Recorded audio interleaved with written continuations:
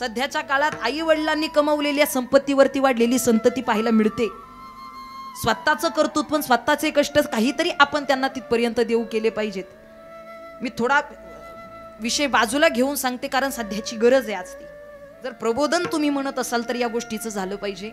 कारण प्रत्येक आई वडिलांना वाटतं माझ्याकडे जे नव्हतं ते माझ्या पोराकडे असावं, माझ्याकडे जे नव्हतं, अरे मी सायकलने प्रवास केला पण माझ्या पोराची टू व्हीलर नाही 4 व्हीलर असली पाहिजे.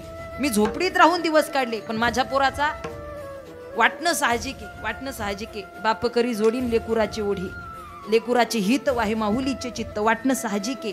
पण एवढंही आईत देऊ नका, शब्द लक्षात ठेवा. लेकरांना एवढंही आईत देऊ नका की शेवटच्या काळामध्ये डॉक्टरांना बोलवण्याआधी वकिलांना बोलवण्याची गरज पडेल. एक अशी घटना घडली, वडील वारले आणि मग मात्र जेव्हा वडील वारले पोरांना कळालं, हार्ट अटॅक आला आणि मग दवाखान्यात नेण्यापेक्षा पोरांनी कागदपत्र शोधायला सुरुवात केली. आणि घरातून चाळून जमीन जायदातीचे जे वडिलांच्या नावावरती ती कागदपत्र बाहेर काढावी आणि बाकीचे सगळ्यांनी आपल्यालाच सगळी जायदाद प्राप्त व्हावी म्हणून पटपट वडिलांचे अंगठे घ्यायला सुरुवात केली. तेवढ्या वेळात डॉक्टरांनी सांगितलं जर तिथपर्यंत त्यांना वैद्यकीय सुविधा प्राप्त झाली असती तर कदाचित तुमचे वडील जगू शकले असते. सांगण्याचं तात्पर्य आज इतक्या विचित्र पद्धतीने जग निष्ठुर वागत चाललेले, इतक्या विचित्र पद्धतीने आईबाप गेले तर डोळ्यात पाण्याचा ठिपूस येत नाही, एवढी निष्ठुरता वाढलेली. पण माझी विनंती आहे, कष्टाची जाणीव करून द्या. आयत देण्याचा प्रयत्न करू नका, कारण आयत दिलेलं कधीही पुरत नाही आणि कष्टाचं आयुष्यभर सरत नाही. मोबाईलमध्ये हजारो नंबर सेव्ह आहेत, पण त्या हजारो नंबर मध्ये एकही फोन मी वेळेवरती जेवलोय का किंवा मी बरा आहे का हे विचारण्यासाठी नाही येत. स्वार्थासाठी येतात, पण माझी वैयक्तिक आईच्या अंतकरणानं कोणी विचारपूस नाही करत. आज कळतं व मला तिचं मातृत्व. ती गेली पण खरी अर्थानं फार मोठा बोध आम्हाला देऊन गेली. उडाली पक्षीनी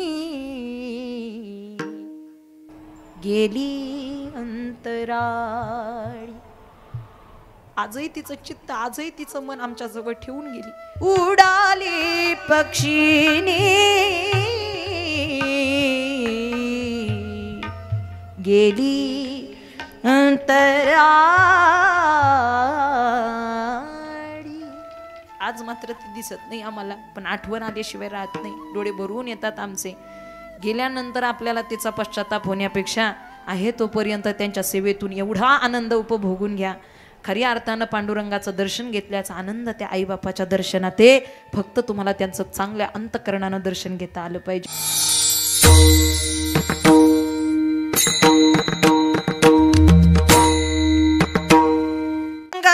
मुरारी कमल नयन हासम गोपिका चित्तहारी प्रगट निकट शोभे रुक्मिणी रम्यवाणी सदै धवल हासम विठ्ठलम चिंतयामि. पांडुरंग गुरु प्रथम नमः प्रथम नमः. पांडुरंग गुरु प्रथम नमः प्रथम नमः प्रथम नमः. पांडुरंग गुरु प्रथम नमः प्रथम नमः. पांडुरंग गुरु प्रथम नमः प्रथम नमः.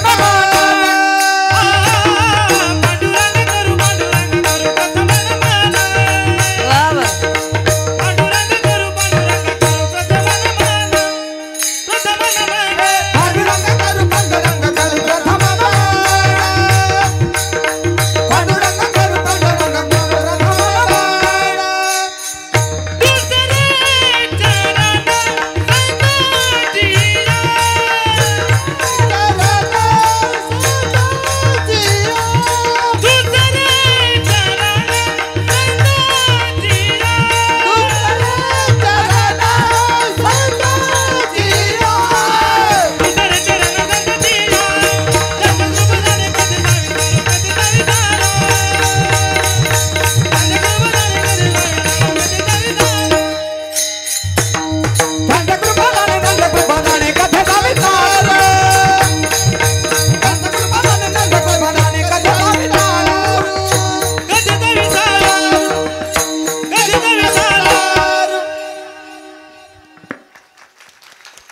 महायोगपीठे तटे भीमरथ्या वरं पुण्डलीकाय धातुं मुनीन्द्रे समागत्य तिष्ठं तमानन्दकन्दं परब्रह्मलिंगं भजे पांडुरंगम.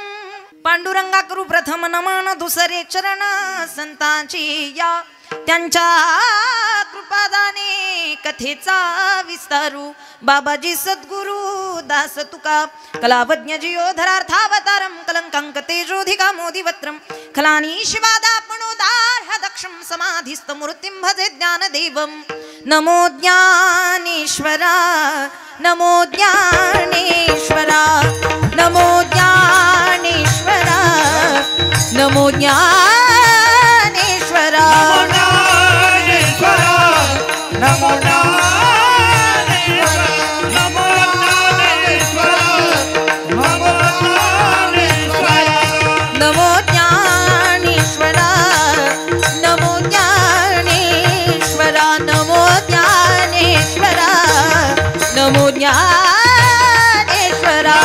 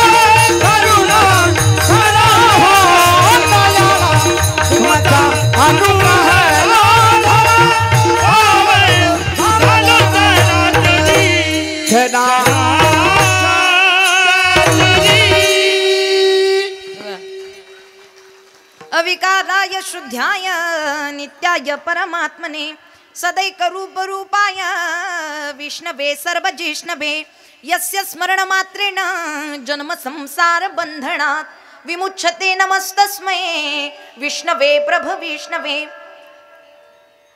अलंकापुरी पुण्यभूमी पवित्र तिथे नांदतो ज्ञान राजा सुपात्र तया आठविता महापुण्य राशी. नमस्कार माझा श्री सद्गुरु संत ज्ञानेश्वरासी. नमो सद्गुरु तुकया ज्ञान दीपा. नमो सद्गुरु सच्चिदानंद रूपा. नमो सद्गुरु भक्त कल्याण मूर्ती. नमो सद्गुरु भास्करा पूर्ण कीर्ती. ज्ञानेश्वर भगवान विष्णु निवृत्तिर भगवान हरहा. सोपानो भगवान ब्रह्मा मुक्ताख्या ब्रह्मचित्कला. जयांचे केली स्मरण होय सकळ विद्येचे अधिकरण. तिची वंदू श्री चरण श्री गुरूंचे ते नमस्कारोनी आता. मस्तक हे पायावरी मस्तक हे पायावरिया. वारकरी संतांच्या या वारकरी संतांच्या या वारकरी संतांच्या मस्तक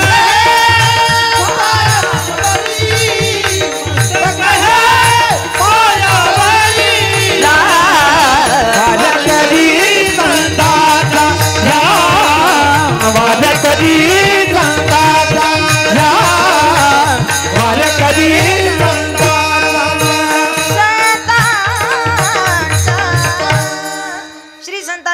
चरणावरी साष्टांग हे करी दंडवत मनोजपं मारुत तुल्य वेगम जितेंद्रियं बुद्धिमतां वरिष्ठं वातात्मजं वानरयुत मुख्यं श्रीरामदूतं शरणं प्रपद्ये हे दुख भंजन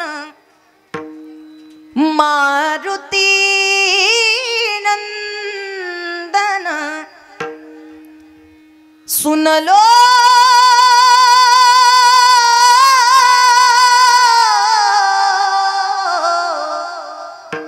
सुन लो मेरी पुकार पवन सुत बिनती बारंबार पवन सुत बिनती बारंबार पवन सुत बिनती बारंबार पवन सुत बिनती बारंबार पवन सुत बिनती बारंबार पवन सुत बिनती बारंबार हे दुख भंजन मारुति नंदन हे दुख भंजन मारुति नंदन सुन लो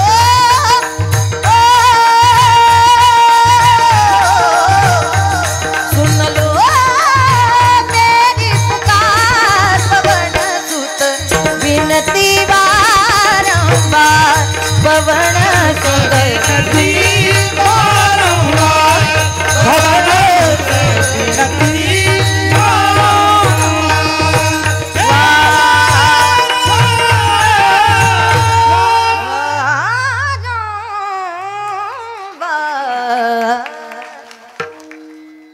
पवन सुत बिनती वारंवार विठल विठल चला विठ्ठल विठ्ठल विठ्ठल विठ्ठल विठ्ठल विठ्ठल विठ्ठल विठ्ठल विठ्ठल विठ्ठल येऊनी संसारी मी तो एका जाणे हरी नेनो अनिक काही धंदा नित्य ध्याता से गोविंदा रामकृष्ण हरी रुसल्या का काय हा कुणी बोलणं झाले हा अहो रामकृष्ण हरी रामकृष्ण हरी तुमचा काहीच विषय नाही तुमचा विषयच नाही यांनाच फार सांभाळून घ्यावं लागतं बरं का इथेही आणि तिथेही बरोबर ना ही परिचयाची खरी सुरुवात आहे म्हणून पहिला रामकृष्ण हरी रामकृष्ण हरी रामकृष्ण प्रस्तुत प्राप्त प्रसंगी प्राप्त स्थळी श्री कीर्तन रूपी सेवेकरिता निवडलेला घेतलेला अभंग ज्यांनी तुम्हा आम्हा सामान्य जीवाला शाश्वत सुखाची प्राप्ती करून देण्याचं साधन ज्यांनी आपल्यापर्यंत पोहोचवलं द्वैत भाव विसरून अद्वैत भावानं हा परमार्थाचा मार्ग आपल्याला खरी अर्थानं ज्यांनी दाखवला आणि सूक्ष्म असलेल्या त्या परब्रह्म तत्वाला प्राप्त करून घेण्याचं सगळ्यात सोपं साधन ज्यांनी आपल्या पुढे मांडलं अशी महान संत महाराष्ट्र भूषण जगदवंदनीय जगद्गुरु श्री संत श्रेष्ठ वैराग्य मूर्ती देहू निवासी श्री संत श्रेष्ठ तुकोबराय आजी गुलाबी साडीवाल्या इकडे लक्ष द्या इकडे लक्ष द्या आता मला तुमचं काही नाव माहीत नाही त्यामुळे मी तुमच्या साडीचा रंग सांगितला इकडे लक्ष द्या कोण येतंय कसं येतंय कुठे बसतंय कसं बसतंय नीट बसतंय की नाही बसत हे आपण बघण्याची काही गरज कारण आतापर्यंत तेच मूल्यमापन केलं पण किमान आपण 1 तास 1.5 तास इथपर्यंत स्वतःचं मूल्यमापन करण्यासाठी बसलेलो लक्षात ठेवा स्वतःचं मूल्यमापन करा आता जगाचं सोडून द्या आता थोडंसं आपल्याकडे लक्ष केंद्रित करा आणि या 1 तास 1.5 तासामध्ये आपण आपल्याला शोधलं पाहिजे याचा विचार करा जगद्गुरु श्री संत तुकाराम महाराज यांचा 4 चरणांचा अभंग आहे येवोनी संसारी मी तो एका जाणे हरी नेने आणि काय धंदा नित्य ध्यातासे गोविंदा.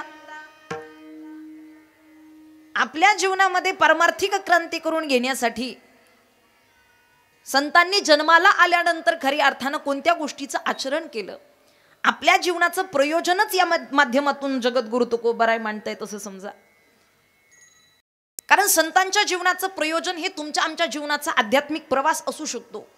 आपल्यासाठी फार मोठा बोध आहे, आपल्यासाठी फार मोठं या माध्यमातून मार्गदर्शन आहे, आपल्याला या माध्यमातून फार मोठा उपदेश प्राप्त होणार आहे.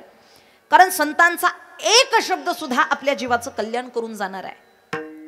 माझा शब्द ऐका, जगाचे 1000 शब्द ऐका, परिणाम काहीच होणार नाही.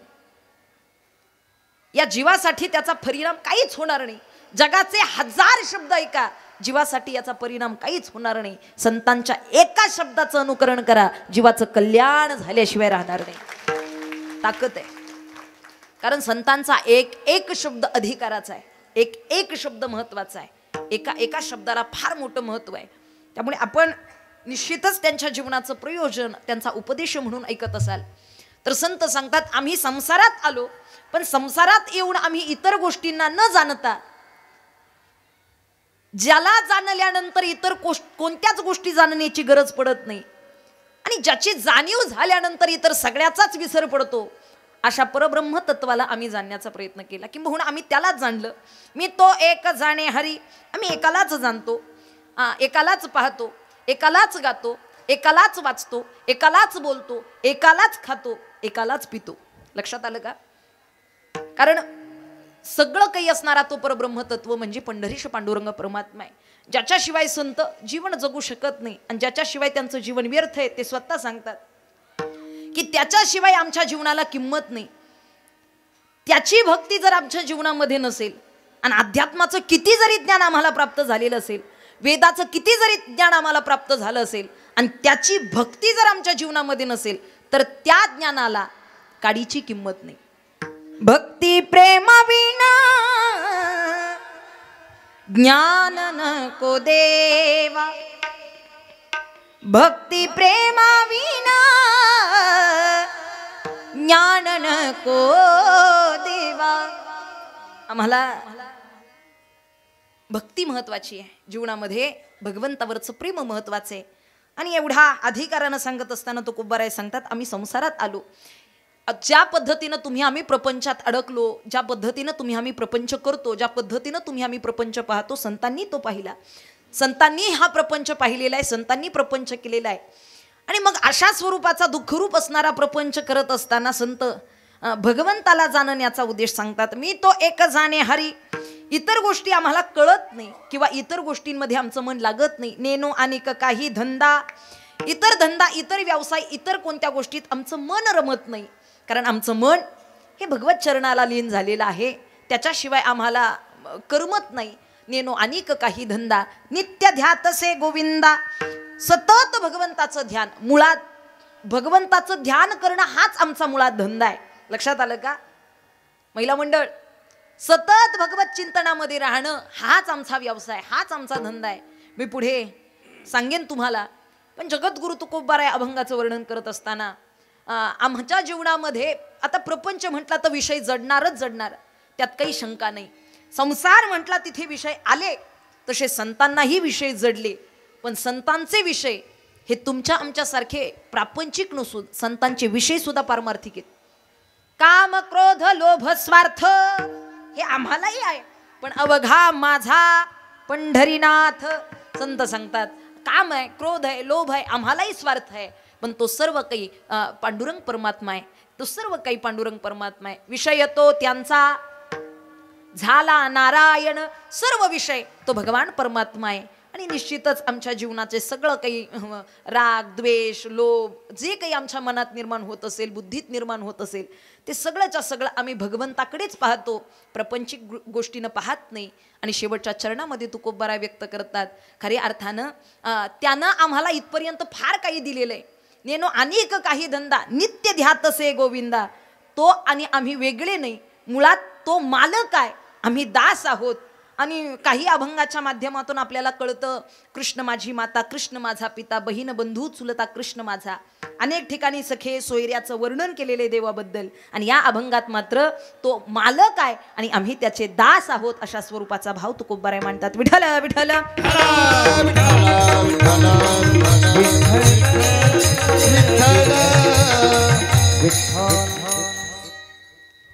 अत्यंत सुंदर अशा नियोजनामध्ये, पवित्र पुण्य अशा वातावरणामध्ये, पवित्र पुण्य गाव चिखली हनुमान मंदिर या परिसरात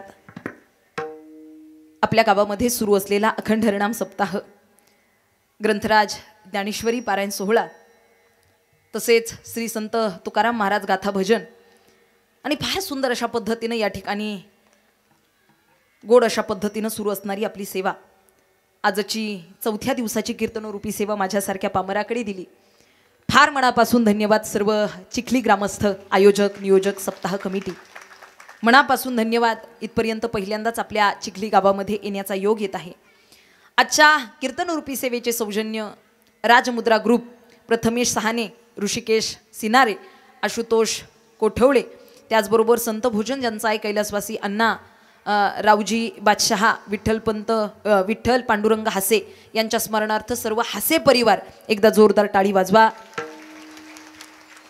खरी अर्थानं फार मोठं दातृत्वानं आपला हा सप्ताह सुरू आहे. फार प्रयत्नानं, फार कष्टानं आणि अत्यंत कठीण परिस्थितीतून आपण सप्ताह सुरू केला, लक्षात ठेवा. त्यामुळे या सप्ताहाला फार भव्य असं स्वरूप प्राप्त झालेलं आहे. गेल्या काही वर्षांपासून हा जो सप्ताह फार चांगल्या प्रगतीनं त्या ठिकाणी पुढे चाललेला आहे आणि मला वाटतं त्याच्यामध्ये महिलांचाही फार मोठा वाटा आहे, महिलांचाही फार मोठा वाटा आहे, तरुणांचा फार मोठा सहभाग आहे. सरांनी सांगितलं मला बोलता बोलता, या ठिकाणी राजेंद्र भाऊंचं सुद्धा सातत्यानं आम्हाला सांगणं हेच आहे की हा जो सप्ताह आहे हा कोण्या एका दोघाच्या शिरावरती न चालता खऱ्या अर्थानं हा समस्त ग्रामस्थांच्या आणि तरुण बांधवांच्या शिरावरती चाललेला हा सप्ताह आहे. कारण इथे तरुणांचं फार मोठं योगदान आहे, फार मोठं, आणि असावंच लागतं तर तो सप्ताह एवढ्या सुंदर प्रतीनं या ठिकाणी पाहायला मिळू शकतो. नाही तर काही काही ठिकाणी अजूनही जुनी माणसं आपल्या मतावरती ठाम आहेत आणि जसं त्यांचा विचार आहे, जसे त्यांना पाहिजे त्या पद्धतीनंच ते सप्ताह करून घेण्याचा प्रयत्न करतात. आणि मग बाकी तरुण वर्ग कुठे थोडा आतमध्ये येऊन प्रयत्न करू लागला सप्ताहासाठी, परमार्थासाठी, मग मात्र ते करू देत नाहीत. अशा बऱ्याचशा गावांमध्ये घटना घडतात. पण आज खऱ्या अर्थानं वृद्धांचे विचार आणि तरुणांचं कर्तृत्व याचं समीकरण म्हणजे आपला सप्ताह आहे. जुन्या जाणत्या विचारांना मान देऊन आज तरुणांनी हातामध्ये या सप्ताहाचं कर्तृत्व, नेतृत्व घेतलं आणि जुन्या जाणत्यांचे विचार आपल्यामध्ये आणलेत.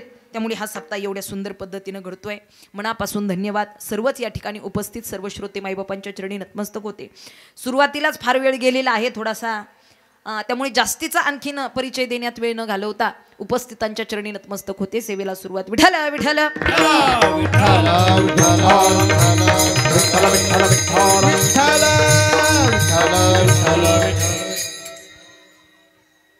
जन्माला आल्यापासून मरेपर्यंत आपण भगवंताचे दास आहोत. मुळात आपला जन्मच हा दास्यत्वाचा आहे. ज्ञानोबाराय सांगतात इथपर्यंत हा मनुष्य देखे मनुष्य जात सकळ स्वभावता भजनशील. मुळात आपण स्वभावच भजनशील म्हणजे भगवंताच्या दास्यत्वाचा आहे. पण मध्यंतराच्या काळामध्ये विषयाचा चिखल आपल्या मनावरती साचल्या कारणानं आपल्याला आपल्या स्वतःच्या आत्मस्वरूपाची जाणीव झाली नाही. अजूनही माणसाच्या मनावरचा चिखल गेलेला. ऐकताय ना तुम्ही सगळे? थोडे तरी असं तरी करा, निदान असं तरी करा, हो तरी म्हणा, नाही तरी. आल्यापासून मी एकटीच बडबड करते, तुम्ही नुसते टाका बघत बसले. थोडं तरी प्रतिसाद द्या. वक्त्याला श्रोत्यांनी दिलेल्या मानधनापेक्षा श्रोत्यांच्या प्रतिसादाची गरज जास्त राहते. त्यामुळे आपलं बरं वाटलं तर असं करा, नाही बरं वाटलं असं करा, मला काही राग नाही येणार, पण आपलं प्रतिसाद द्या. महिला मंडळ निदान तुम्ही तरी, आपली संख्या भरपूर आहे. हप्ता आला नाही का? मग काय एवढे तुम्ही रुसलेल्या वाटताय मला. विढाल विढाल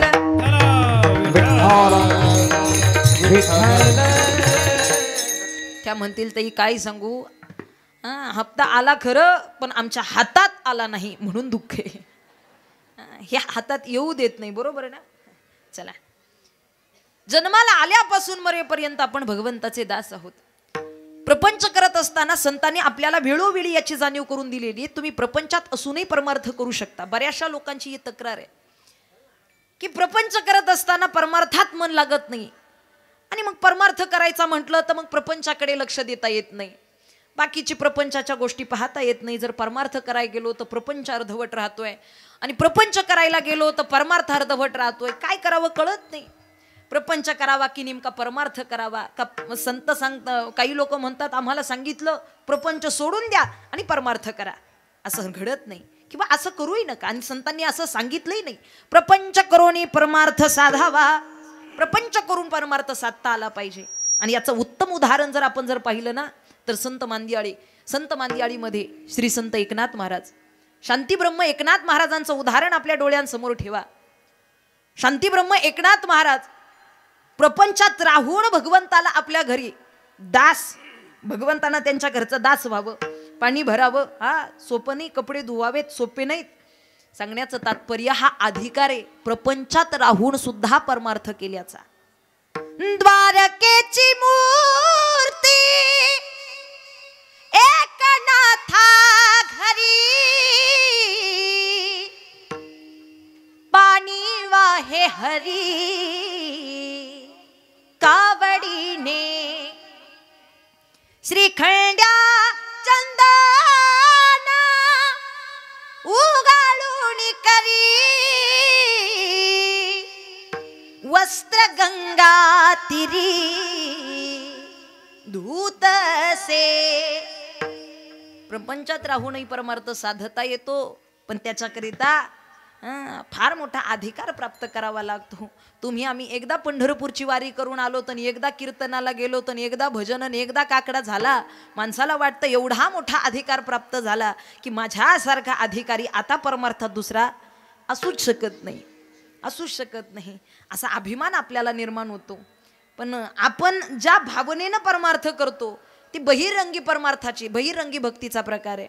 संतांनी जो भाव आपल्याला प्रगट करायला सांगितलेला आहे किंवा त्यांनी त्यांच्या जीवनामध्ये जो भाव प्रगट केला तो अंतरंगी भाव आहे.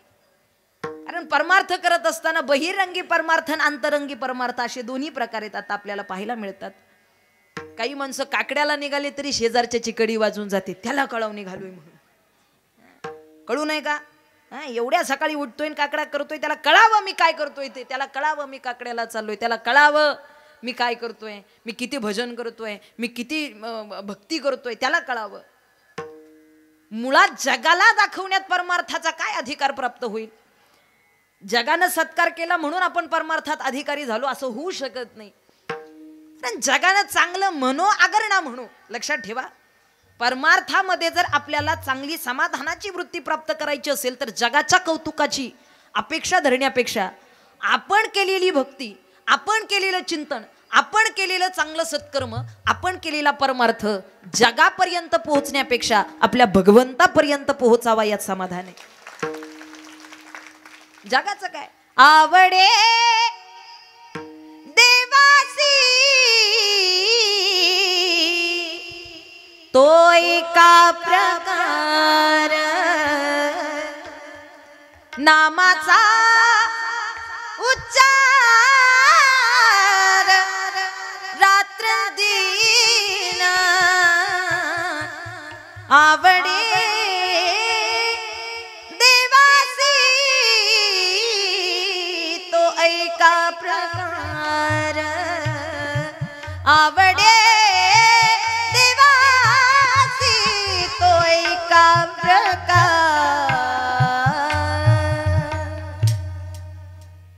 गळ्यामध्ये तुळशीची माळ, कपाळाला अष्टगंध बुक्का, मुखामध्ये भगवंताचं चिंतन. जगाला काय कळावं, जगाला काय दाखवावं? प्रपंचामध्ये तुम्ही प्रदर्शन करू शकता, परमार्थामध्ये प्रदर्शनाची गरज आहे का?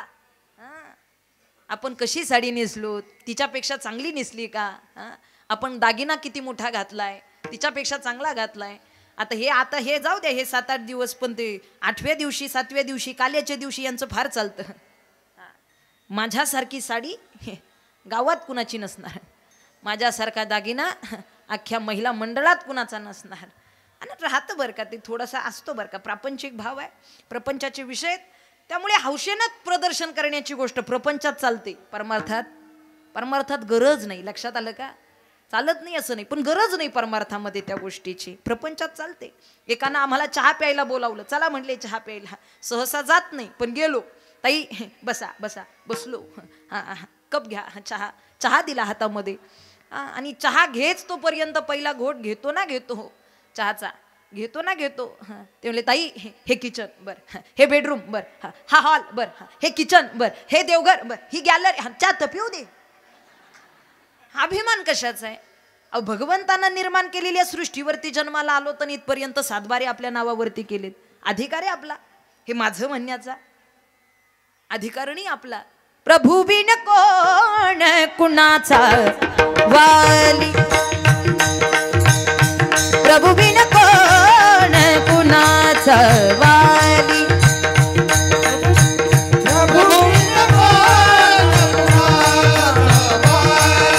वा वा टाळी हा. प्रभू बिन कोण कुणाचा वाली, प्रभू बिन कोण कुणाचा वाली, प्रभू बिन कोण कुणाचा वाली,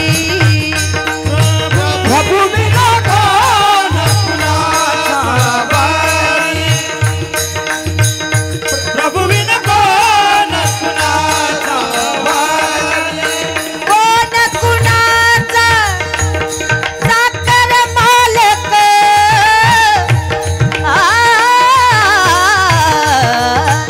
कोण कुणाचा साखर मालक, व्यर्थची भाषण खाली खाली, व्यर्थची भाषण खाली खाली, प्रभू बिन कोण कुणाचा वाली, प्रभू बिन कोण कुणाचा वाली, प्रभू बिन कोण कुणाचा वाली, प्रभू बिन कोण कुणाचा वाली,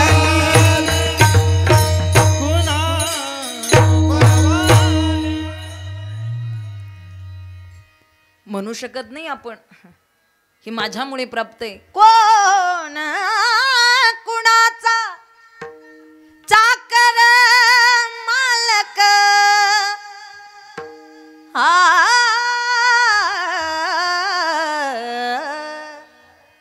व्यर्थची भाषण खाली खाली, प्रभू बिन कोण कुणाचा वाली, प्रभू बिन कोण कुणाचा वाली.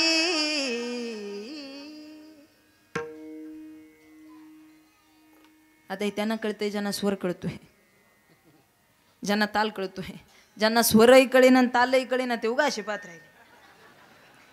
नेमकं चाललंय काय हे अजूनही आश्चर्यचकित करून पाहते. ते असे बघतेत कधी कधी आम्हालाच प्रश्न पडतो आमचा स्वर चुकला का काय, पण त्यांच्या स्वर ध्यानात येत नाही. हे कीर्तन झाल्यावर कळते. विठ्ठल विठ्ठल.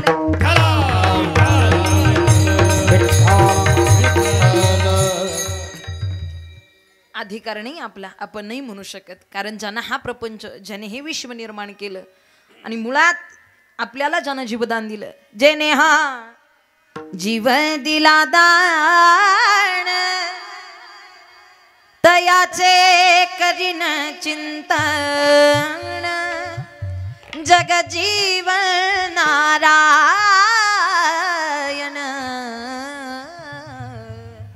गायीन गुण तयाचे. आपल्याला भगवंतानं जीवदान दिलेले, त्यामुळे अमुक काही मी केलंय ना अमुक काही माझ्यामुळे, हे सगळा प्रपंचन हा सगळा परमार्थ माझ्या अधिकाराचा आहे, अजिबात अशी ताकद आपली नाही असं म्हणू शकत नाही. आणि असं कुणी म्हणूही नाही. लक्षात आलं का? भगवंतानं निर्माण केलेल्या आपण सृष्टीवरती जन्माला आलेलो आहोत. हा खेळ त्याचा आहे आणि आपण त्या ठिकाणी निश्चितच त्याचे अंश म्हणून आहोत. ममैव अंशो जीव लोके जीवभूत सनातन. हा लेकराला शांत करा. आणि अशा स्वरूपानं संतांना हा भाव कळतो, पण तुमच्या आमच्या सामान्य जीवाला कळत नाही. तुम्ही आम्ही अजूनही त्याच्या अधिकाराचे, आपणच देव आहोत, आपणच या सृष्टीचे मालक आहोत, आपणच चालक आहोत असा भाव धरतो.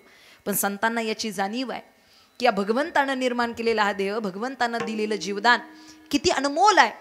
आणि हे त्याच्याच करिता आपल्याला देता आलं पाहिजे. जरी प्रपंचात आपण आलो, प्रपंच हा खेळा स्वरूप आहे, शब्द लक्ष देऊ नाही का. प्रपंच हा बाजारा स्वरूप आहे, बाजारा स्वरूप. एक महान राजा होता, राजा फार मोठा दानशूर राजा होता. जनतेचा काही प्रश्न निर्माण व्हावा आणि राजानं अगदी दुसऱ्या दिवशी तो पूर्ण करून टाकावा.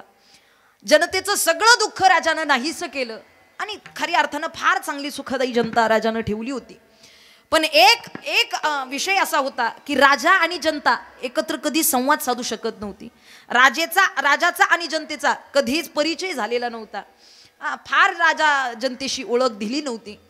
आणि मग जनतेला वाटू लागलं, त्या नगरातल्या लोकांना वाटू लागलं, प्रमुख काही लोकांना वाटू लागलं की आपण ज्या राजानं आपल्याला सुख दिलेलं आहे, समाधान दिलेलं आहे, ऐश्वर्य दिलेलं आहे, त्या राजाचा आपण धन्यवाद का नाही मानावे, त्या राजाचे आपण आभार का नाही मानावेत. आपण राजाचे आभार मानले पाहिजेत. काय करावं, एक कमिटी नेमली, 4-2 लोक एकत्रित आली, अख्ख्या गावकऱ्यांना एकत्रित केलं आणि सांगितलं की अमुक अमुक या दिवशी आपण राजाचे आभार मानण्यासाठी राजाला भेटायचं. आणि असा प्रस्ताव त्या ठिकाणी प्रधानांजवळ सांगितला राजाच्या की महाराजांना आम्हाला भेटायचंय, राजाची भेट घ्यायची आहे, त्यांना आभार, त्यांना धन्यवाद द्यायचे की त्यांनी आम्हाला फार चांगल्या सुविधा, फार चांगलं सुख दिलेलं आहे, आभार मानायचे. होईल का भेट राजाची. प्रधानांनी सांगितलं मी विचारतो. प्रधानजी राजाला विचारायला गेलेत, महाराज जनतेचं असा या ठिकाणी म्हणणं आहे, तुमची आणि जनतेची काही ओळख झालेली नाही, भेट झालेली नाही, त्यामुळे काही ठराविक लोक असा प्रस्ताव मांडून घेत आहेत की आम्हाला राजाची भेट घ्यायची, त्यांचे आभार मानायचेत, आम्हाला त्यांना धन्यवाद द्यायचेत, त्यांचा सत्कार करायचा आहे. काय करता येईल. राजानं सांगितलं प्रधानजी हे सगळं जरी जनतेकडून आत्ता ते बोलत असले तरी देखील मुळात त्यांच्या मनात माझ्याबद्दल कृतज्ञता भाव अजिबात नाही. माझे आभार मानायचेत याच्यासाठी ते भेटणारच नाहीत आणि मुळात माझे उपकार त्यांच्यावरती आहेत याची सुद्धा त्यांना जाणीव थोडी सुद्धा राहिली नाही. म्हणजे महाराज असं नाही, त्यांची फार तळमळ आहे तुम्हाला पाहण्याची, भेटण्याची. काय करता येईल. राजा म्हटला एक करा. काय करा. अमुक अमुक या दिवशी गावामध्ये, नगरीमध्ये फार मोठा बाजार यात्रे समान भरला पाहिजे. फार मोठा बाजार भरवा. महिला मंडळ न्या ना त्यांना बाहेर. हो ताई घ्या घ्या घ्या. फार मोठा बाजार आपल्या गावामध्ये, नगरीमध्ये भरवायचा आणि त्या बाजारात विकली जाणारी प्रत्येक वस्तू त्या जनतेला, त्या नागरिकांना फुकट द्यायची. जे काही ते वस्तू घेतील ते सगळं फुकट. असा बाजार भरवायचा. विनामूल्य बाजार, विनामूल्य. सगळी काही सेवा विनामूल्य. सगळ्या नगराला सांगण्यात आलं अमुक अमुक दिवशी तुम्हाला राजाला भेटता येईल, पण राजा जिथे बसला असेल त्याच्या अलीकडे 3 किलोमीटर नगरीमध्ये फार मोठा बाजार यात्रे समान भरवला जाईल आणि त्या बाजारात तुम्हाला पाहिजे ती वस्तू तुम्ही घेऊ शकता, तीही विनामूल्य, फुकट. फुकट तुम्ही वस्तू घ्या आणि मग तिथली खरेदी झाल्यानंतर तुम्ही 3 किलोमीटर लांब राजा बसलेला असेल त्या राजाला भेटायला जा. ज्यांना ज्यांना राजाचे आभार मानायचे त्यांनी बाजार करायचा आणि 3 किलोमीटर लांब त्या ठिकाणी राजाला भेटायला जायचं. ठीक आहे. वेळ दिली 1 तासाची. 1 तासामध्ये तुम्ही बाजारही करायचा आणि राजाची भेटही घ्यायची. काही करू शकता. नागरिकांना सांगण्यात आलं. आनंद झाला सगळ्यांना. ठरलेला दिवस आला. बाजार भरला. यात्रे समान बाजार भरला आणि खऱ्या अर्थानं सगळी लोक फार आनंदानं त्या ठिकाणी बाजारात गेली. 1 तासाची वेळ दिलेली 15 मिनिटं निघून गेली. अर्धा तास निघून गेला. लोक उत्सुकतेने खरेदी करू लागले. कोणी साड्या घे, कोणी कपडे घे, कोणी काय घे, कोणी बूट, कोणी चप्पल, कोणी किराणा, कोणी काय कोणी काय कोणी काय. ज्याला जे हवं तो घेऊ लागला. नुसता घेऊनही लागला, हे घेऊन घरी ठेवून परत येऊ लागला. फुकट म्हणल्यावर काही सोडते. ते घ्यायचं, घरी ठेवायचं, परत हे असंच राहतं. ते पोटभर जेवून जातं आणि सोबत घेऊनही जातं. राजाने सांगितलं होतं सगळं विनामूल्य. मग काय सगळ्या जनतेनं त्या ठिकाणी बाजारात इतका आनंद लुटला. कोणी काय कोणी काय कोणी काय. अर्धा तास निघून गेला. मग तिथे घोषणा देण्यात आली अर्धा तास 1 तासातला गेलेला आहे, आता अर्धा तास उरलेला आहे. राजाला ज्यांना ज्यांना भेटायचं आहे अर्ध्या तासामध्ये तुम्ही 3 किलोमीटर लांब जाऊन त्या ठिकाणी राजाची भेट घेऊ शकता. लोकांनी विचार केला अरे 3 किलोमीटर जाण्यासाठी फार वेळ लागणार नाही, त्या ठिकाणी आपण राजाला भेटू शकतो. अर्धा तास राहिलाय, 15 मिनिटात आपण राजाची भेट घेऊ. 15 मिनिटात गाडीनं जाऊ शकतो, बैलगाडीनं, काय हरकत आहे राजाची भेट घ्यायला. 3 किलोमीटर लांब ना, घोड्यावरती जाऊ शकतो. 5 मिनिटाची भेट होईल. एवढा वेळ भेटून करणार काय, आभारच तर मानायचेत ना. बाकीचा बाजार एवढा पडलेला आहे. एकदा आजचा दिवस गेला की परत आपल्याला मोफत काही मिळणार, सप्ताह संपला की काही मिळणार. आहे का मोफत? हे चांगलं चालू आहे ना, हा भंडाराच आहे ना. मग म्हणले हा संपला की काय राहील आपल्याला, आधी सगळ्या वस्तूच खरेदी करा. राजाची भेट काय 5 मिनिटात घेता येईल. नंतरचे 15 मिनिटं राहिले. 15 मिनिटाचं त्या ठिकाणी अनाउन्सिंग झाली. आता 15 मिनिटं राहिले. ज्यांना ज्यांना राजाची भेट घ्यायची आहे त्यांनी त्यांनी ध्यानात ठेवा, राजाची भेट घ्यायला जाऊ शकता. अजूनही वेळ गेली नाही.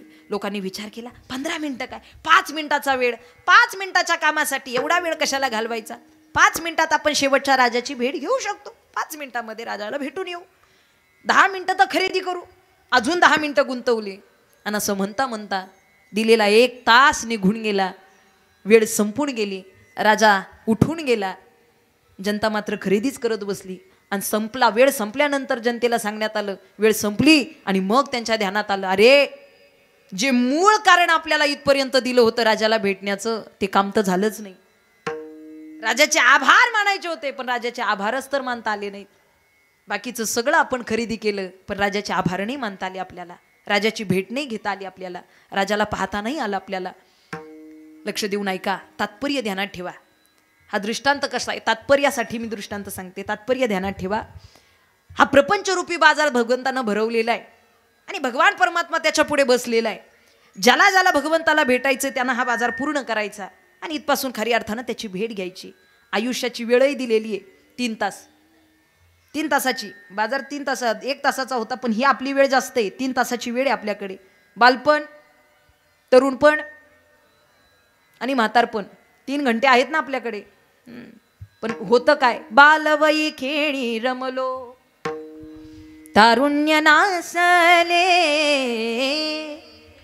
बालवयी खेळी रमलो तारुण्य नासले, वृद्धपणी देवाता, वृद्धपणी देवाता, दिसे पैल तीर चंद्रभाऊ पांडुरंगा, चंद्रभाऊ पांडुरंगा.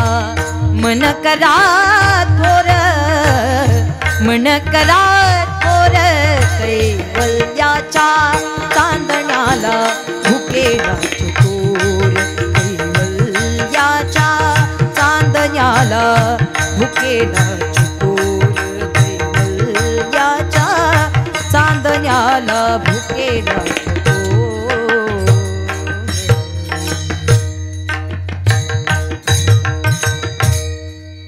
खरी अर्थाने निवांत वाजवा, आपल्या काय गडबड नाही. कीर्तन झालं वाजवले तरी काय आपल्याला गडबड. निवांत वाजवा, निवांत. काय गडबड आहे, 3 तास तर दिलेत ना अजून. आत्ताशी कुठे, पहिला तास कुठेतरी संपून गेलेला आहे. काहींचा 2रा तास, पण 3रा तास तर अजून आहे ना आपल्या हातात.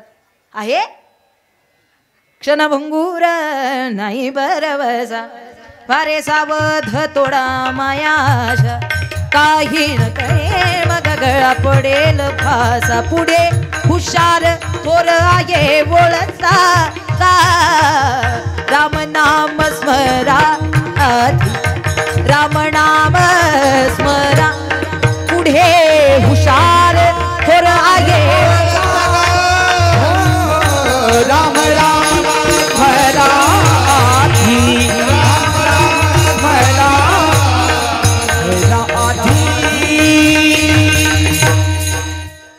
मिळतो का हो शेवटचा तास. आता शेवटच्या तासाची काही गॅरंटी राहिली आहे का? गॅरंटी शेवटच्या तासाची गॅरंटी नाही. अहो 2ऱ्याही तासाची आता राहिली नाही. सध्याच्या काळात वातावरण आपण पाहतोय किती दूषित आहे. पहिला तास कसाही बसाई काढतोय पण 2ऱ्या तासाला मात्र माणसाची गॅरंटी राहिली नाही. 30 आणि 35 मध्ये मला नाही उचकी लागली, उगा टेन्शन घेऊ नका. हा फक्त डेमो आहे. हे 30 आणि 35 मध्ये ब्लॉक होतंय. सांगण्याचं तात्पर्य आता फार वेळ उरला नाही ज्यांना ज्यांना भगवंताचं दर्शन प्राप्त करायचंय. कारण इथून जर सुटला तर मात्र आपल्याला अनेक हे ज्ञान याची देही घडे, देवाचे भजन याची देही घडे, देवाचे भजन याची देही घडे, देवाचे भजन, याची देही घडे, देवाचे भजन.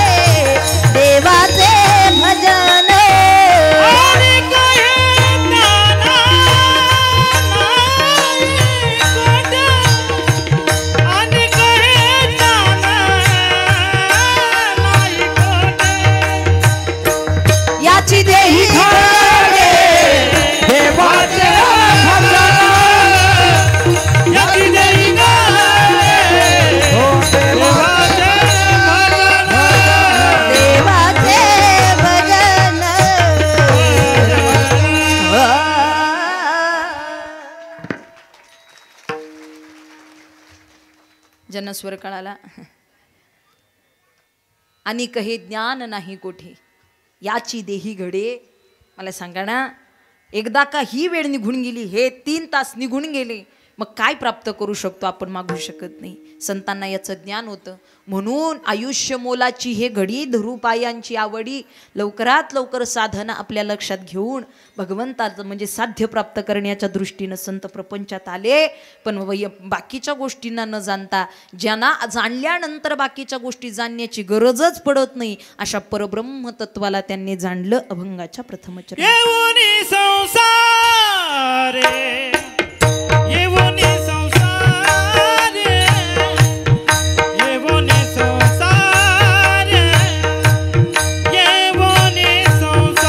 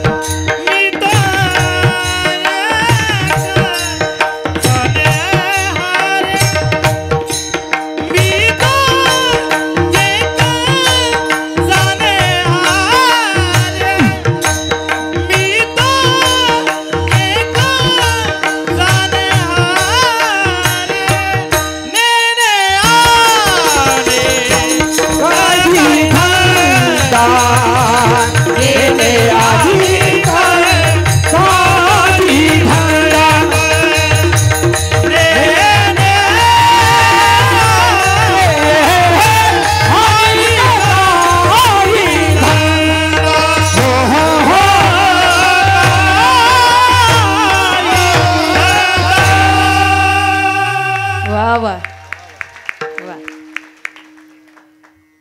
फार गोड अशी या ठिकाणी आपल्या सगळ्यांनाच गायनाची वादनाची ही साथ पाहायला मिळते. एकदा जोरदार टाळी वाजवा. मृदंग आणि तबला एवढ्या साम्यतेनं वाजतायत की ते फरकच कळत नाही बरं का. आणि ताल सुद्धा दोघेही एकत्र समान वाजवतायत. एकदा जोरदार टाळी वाजवा. येऊन संसारी, संसारात येऊन मी तो एक जाणे हरी. असं जर कोणी म्हणत असेल की प्रपंचात आम्हाला परमार्थाला वेळ मिळत नाही, अजिबात अशी कारणं द्यायची नाहीत बरं का. कारण चिंतनासी न लगे वेळ सर्व काळ करावे. भगवत चिंतनाकरिता प्रपंचात वेळ काढायची सुद्धा गरज नाही. तुम्ही जिथे आहात तिथे हरिमुखे म्हणा. त्यानुसार आपल्याला हरिपाठ हा सगळ्यात महान ग्रंथ आहे. आणि प्रत्येक अभंगाच्या शेवटची सिमिलर लाईन संत सांगतात, हरिमुखे म्हणा, हरिमुखे म्हणा, पुण्याची गणना कोण करी. जगाची नावं घेण्यापेक्षा तुम्ही भगवंताचं नाव घ्या ना. जगाची वाहवा करण्यापेक्षा तुम्ही भगवंताची वाहवा करा ना.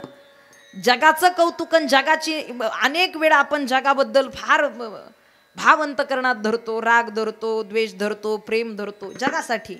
संत सांगतात बाबांनो, जे काही धरायचं असेल ना ते भगवंताकरिता धरा.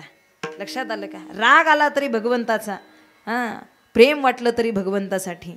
संत भांडतात सुद्धा देवाशी बरं का. त्यांचा भाव एवढा शुद्ध आहे की राग आला तर देवाशी भांडतात सुद्धा संत. स्वार्थ वाटला तर त्याला मिळवण्याचा प्रयत्न सुद्धा फार अट्टहासाने स्वार्थाने करतात. देव माझा माझा माझा, लोभ वाटतो लोभ. देव माझा माझा माझा, देव माझा मी देवाचा. देव माझा माझा माझा, देव माझा माझा माझा, देव माझा मी देवाचा. देव माझा माझा माझा, देव माझा माझा माझा, देव माझा माझा माझा, देव माझा माझा माझा.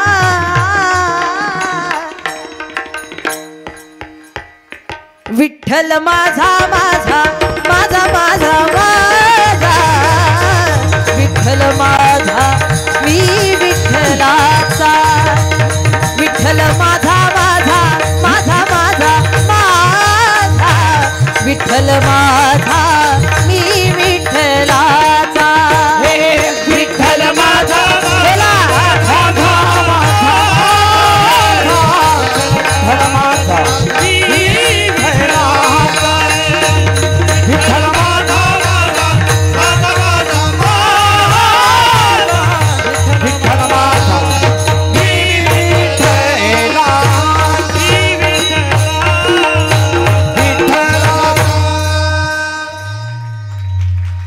आपण जगाला माझं म्हटलं पण देव कधी आपल्याला माझा वाटला नाही. देव कधी आपल्याला आपला वाटला नाही. मुलात अजूनही काही माणसं म्हणतात आम्हाला तुमचा देव कोणता पटत नाही. तुमचा आणि माझा सर्वा घटी राम देहा देही एक. अजूनही तुमचा आणि माझा चालू आहे. अजूनही देवातला खऱ्या अर्थानं आपल्याला अद्वैत भाव कळाला नाही त्या भक्तीतला. अजूनही आपल्याला शुद्ध भाव कळाला नाही. अजूनही आपल्याला तो परमार्थ कळाला नाही. संतांनी कोणत्या भावाने कोणत्या शुद्धतेनं आपल्याला सांगितलेलं आहे. आणि जर आपल्याला त्या शुद्धतेचा भाव कळाला आणि भगवंताकडे जर आपण त्या दृष्टीनं पाहिलं ना, डोळ्यातून पाणी आल्याशिवाय राहत नाही. बाकीच्या सगळ्या जगाचा विसर पडतो आणि खऱ्या अर्थानं एकमेव भगवान परमात्म्यासाठी रडू येतं. रडू. आतापर्यंत एवढ्या वेळा मंदिरात गेलो, कधी देवासाठी रडलो का हो? रडलो का देवासाठी? प्रपंचासाठी रोजच रडतो.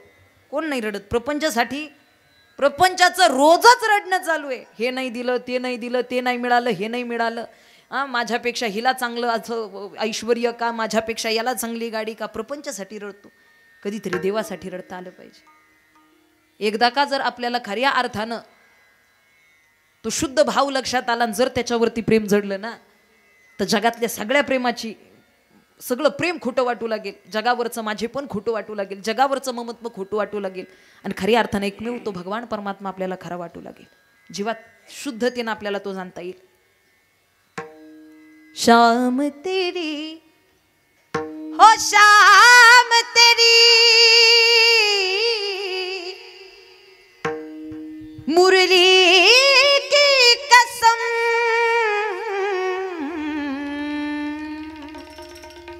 शाम तेरी मुरली की कसम, हम तुमसे मोहब्बत कर बैठे हैं. शाम तेरी मुरली की कसम, हम तुमसे मोहब्बत कर बैठे. दिल के सिवा, इस दिल के सिवा, इस दिल के सिवा, इस दिल के सिवा कुछ और न था. ये दिल भी तुम्हारा कर बैठे. शाम तेरी मुरली की कसम, तुम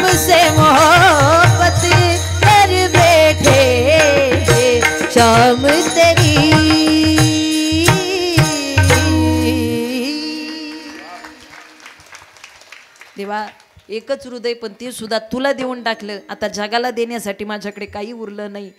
मी तो एक जाणेहारी, जगाकडे काही जाणण्यासारखं राहिलंच नाही. दुःखरूपी असणाऱ्या या प्रपंचाकडे पाहत असताना किंबहुना आम्हाला या समाजाकडून दुःखच प्राप्त झालं ना, शेवटपर्यंत दुःखच प्राप्त झालं. पण दुःख भगवान बांधवडी आहे हा संसार, दुःख बांधवडी आहे हा संसार, दुःख बांधवडी आहे हा संसार, दुःख बांधवडी आहे हा संसार, दुःख बांधवडी आहे हा संसार, दुःख बांधवडी आहे हा संसार, दुःख बांधवडी आहे हा संसार, दुःख बांधवडी आहे हा संसार. सुखाचा विचार नाही कोठे, सुखाचा विचार नाही कोठे, सुखाचा विचार नाही कोठे, दुःख बांधवडी आहे हा संसार, दुःख बांधवडी आहे हा संसार, दुःख बांधवडी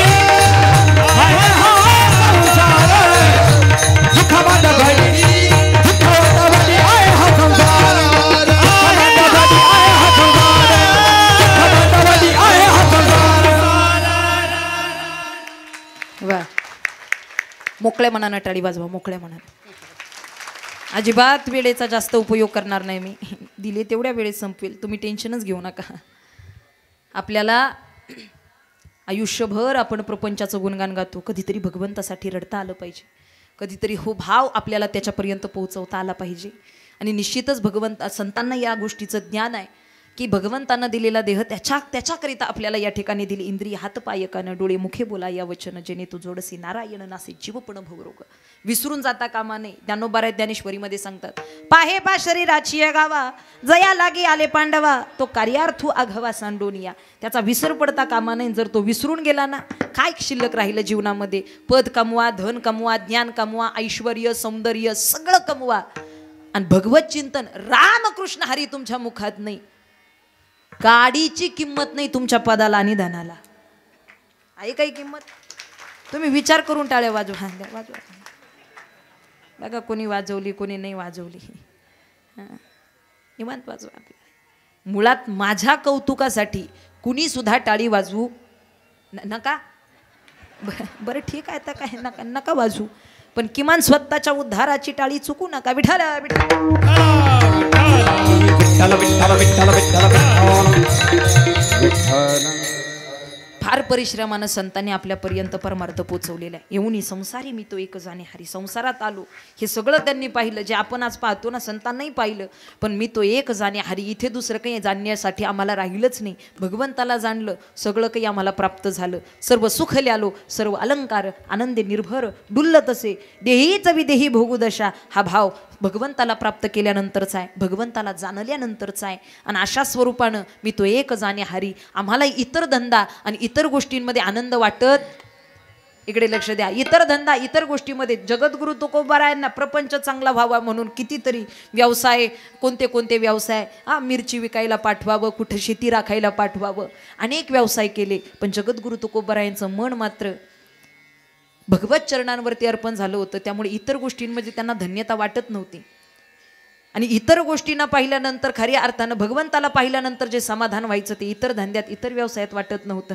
दिनरजनी हाची धंदान गोविंदाचे पोवाडे. भगवत चिंतन करणं हाच धंदा त्यांच्या. नेने अनेक काही धंदा, दुसऱ्या चरणात जगद्गुरु तुकोबा ध्यात से गोविंदा. नित्य भगवंताचं आम्ही चिंतन करावं, नित्य आम्ही खऱ्या अर्थानं त्याचं स्मरण करावं. याच्यापेक्षा वेगळं काम काय आमच्या जीवनामध्ये? इतर कामात आम्हाला आनंद वाटत नाही. मुळात आमचा जन्मच त्याच्या नामचिंतनाकरिता, त्याच्या भक्तीकरिता झालेला आहे. हा जन्म तर झालाच झाला, पण इतर जन्म जरी झाले तरी त्याची भक्ती सोडता आम्हाला दुसरं काम जमणार?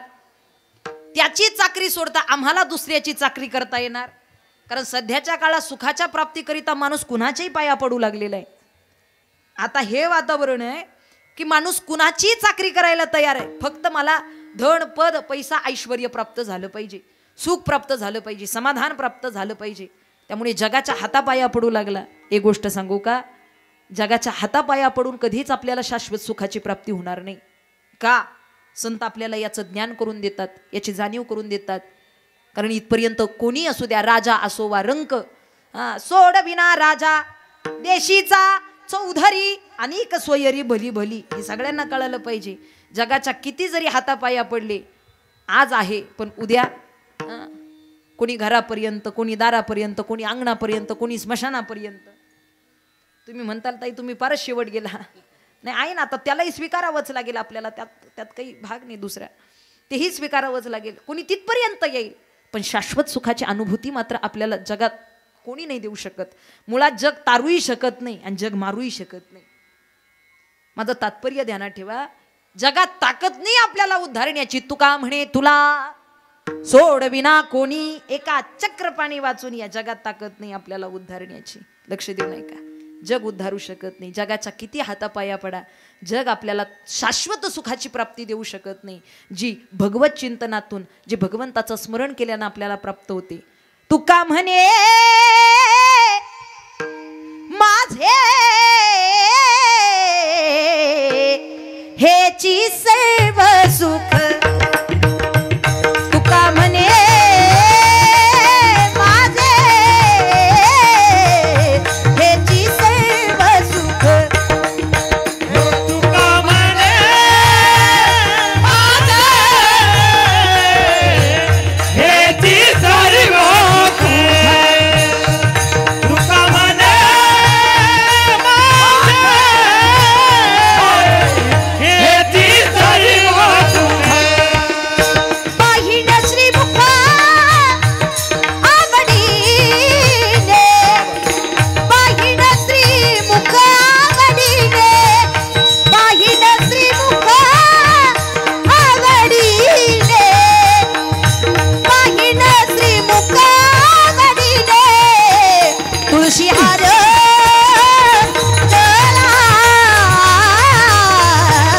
कासे पीतांबर, तुळशी हार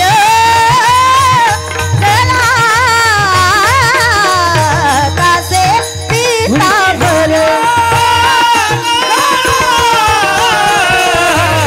कासे पीतांबर, तुळशी हार काला, कासे पीतांबर.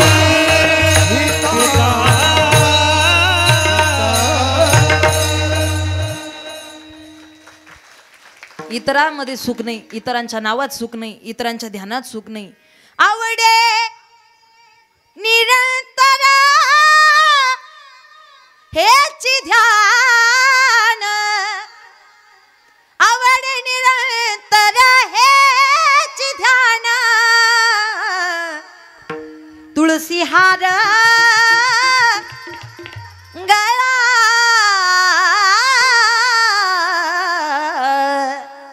काशी पीतांबर. भगवत प्राप्तीमध्ये आनंद आहे, जन्माचं सार्थक आहे. त्यामुळे खऱ्या अर्थानं आपल्याला त्याला जाणता आलं पाहिजे. असाच नाही सहज मिळणार. मुळात ते ब्रह्मतत्व फार सूक्ष्म आहे. एवढ्या जड बुद्धीने कधी कळायचं आपल्याला. गीतेमध्ये वर्णने बहुनान जन्म नामंते ज्ञानवानवान प्रबध्यते वासुदेव हा सर्वमितींचा महात्मासु दुर्लभ. अनेक जन्मांच्या अंती असा कोणीतरी दुर्लभ आहे, योगी आहे, साधक आहे, ज्याला त्या ब्रह्मतत्वाचं ज्ञान होईल आणि त्याला जाणता येईल. तुम्हा आम्हाला एवढ्या सूक्ष्म दृष्टीनं तो कळेल, एवढ्या जड दृष्टीनं तो कळेल असं अजिबात नाही. पण खऱ्या अर्थानं आपल्याला तो भाव लक्षात आला पाहिजे. नेनो अनेक काही धंदा नित्य ध्यातसे गोविंदा, नित्य भगवंताचं चिंतन, नित्य. अगदी आपल्याला अनेक वेळा आपण ऐकलेला भाग असेल किंवा अनेक वेळा आपण उदाहरणातून ऐकतो, दृष्टांतातून ऐकतो, संत चरित्रातून ऐकत असतो. जेव्हा संत जगद्गुरु तुकोबाराय आहे त्या ठिकाणी भोजनाकरिता बसले आणि खऱ्या अर्थानं जिजाऊ मासाहेबांनी तिथपर्यंत जे भोजन वाढलं, भाऊ आलेला आहे त्यांचा, आणि भाऊ मेहुण्यासोबत जेवण करत असताना जगद्गुरु तुकोबाराय जेवायला बसले खरं, पण भाजीमध्ये मीठ नाही, भाजी आळणी झालेली आहे. किंबहुना त्याला चव नाही, कारण मीठ नसेल तर भाजीला चव राहत नाही. आणि मग भाजी बेचव झालेली आहे, मीठ नाही आहे. खाता खाता सांगा बा तुकोबारायांनी, पण तुकोबारायांच्या काही ध्यानात नाही. जेवण झालं, आता महाराज काही बोलले नाही, दाजी काही बोलले नाही, त्यामुळे मेहुणाही काही बोलला नाही. जिजाबाईंचे बंधूही तसे शांत, त्यांनी तसेच आळणी जेवण केलं. आणि जेवण झाल्यानंतर जेव्हा त्या ठिकाणी तुकोबारायांच्या पत्नी जिजाबाई जेवायला बसल्या, पहिला घास मुखात घातला, तेव्हाच लक्षात आलं भाजीत मीठ नाही. मग बाकी त्या ठिकाणी तुकोबारायांकडे गेल्या आणि विचारू लागल्या, का हो म्हटले असते तुम्ही मीठ वाढा, म्हणून मी वाढलं नसतं का? पहिल्या घासाला तुम्ही सांगितलं असतं तर एवढे बेचव जेवण करण्याची काय गरज पडली असती?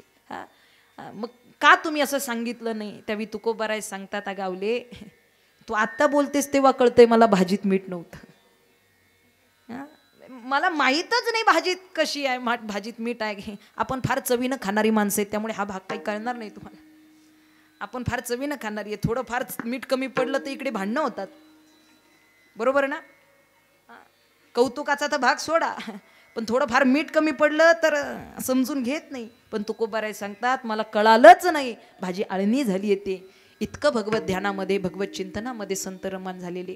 आणि असा भाव जगद्गुरु तुकोबाराय आपल्या समोर मांडतात. आपल्यालाही कळालं पाहिजे.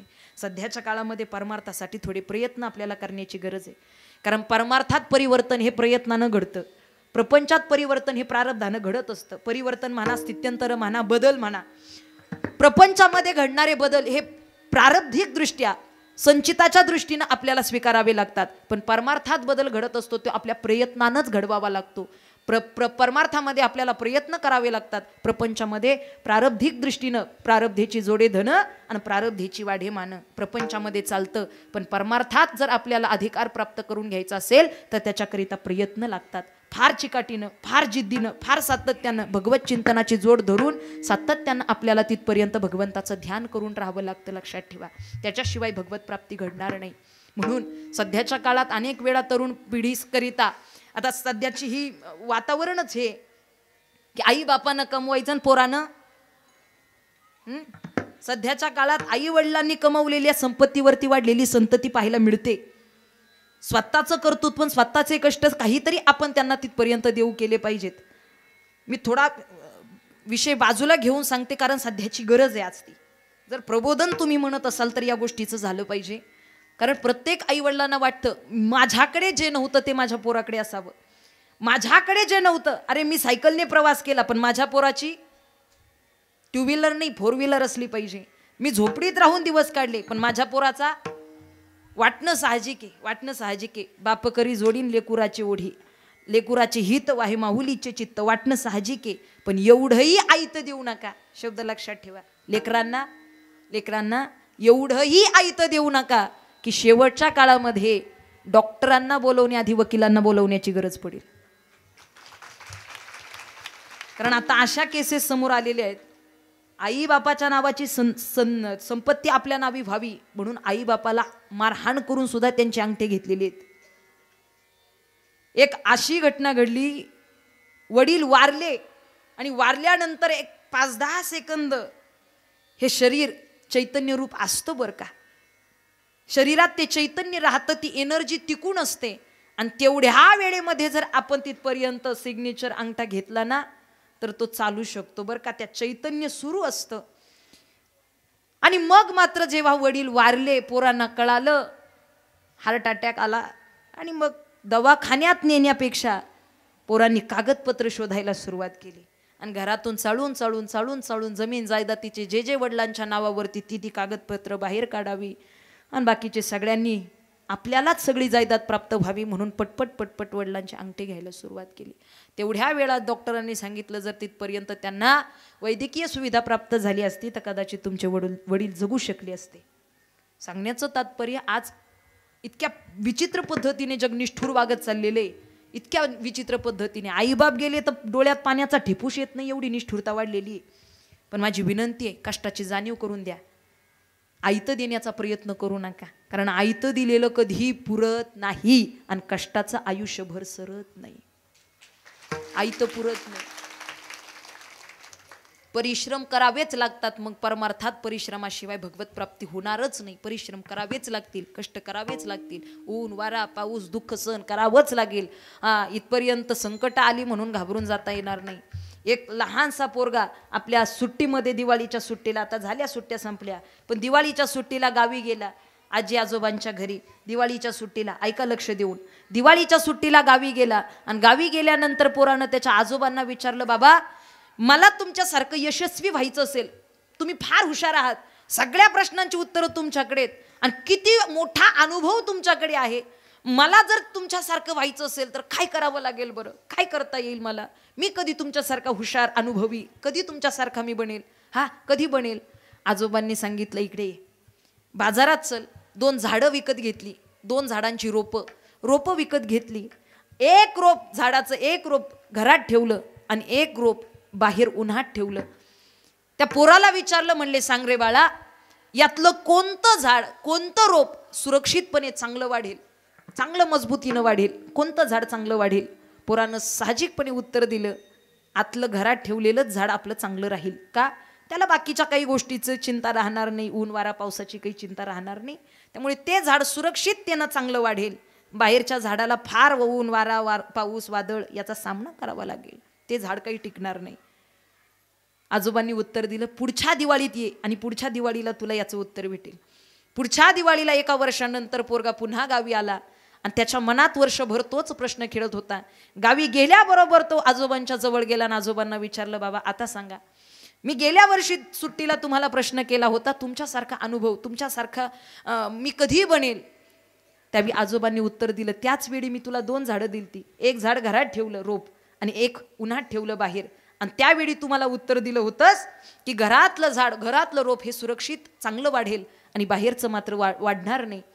चल म्हणले, आता बघू, तुझ्या प्रश्नाचं उत्तर तुला मिळून जाईल. नातवाला सोबत घेतलं आणि ज्यावेळी ते त्या ठिकाणी गेलेत तेव्हा घरातलं झाड हे आहे त्याच पद्धतीनं सुकून गेलेलं होतं. आहे तेवढीच वाढ झाली होती, त्याची वाढ झाली नाही, ते वाढलंही नाही, ते चांगलं फुटलंही नाही, ते आहे त्याच ठिकाणी संपून गेलं. पण बाहेर जे ठेवलेलं होतं ते मात्र आता चांगल्या वृक्षाचं रूपांतर झालं होतं.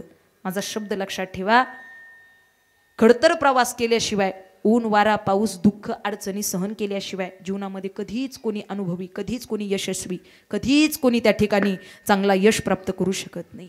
यशस्वी व्हायचं असेल ना तर जीवनामध्ये माणसाला फार परिश्रम करावे लागतात, फार परिश्रम करावे लागतात. त्याकरिता परमार्थात संतांनी अत्यंत खडतर प्रयत्न केले, परिश्रम केले. ज्ञानोबारायांना आता कार्तिकी वारी झाली, कमी परिश्रम केले का, कमी दुःख सहन केलं का, पण तरी देखील जगावरती उपकार केले, जगावरती करुणा दाखवली आणि तुमचा आमचा उद्धार करण्याच्या दृष्टीनं परमार्थ सांगितला. विठ्ठल विठ्ठल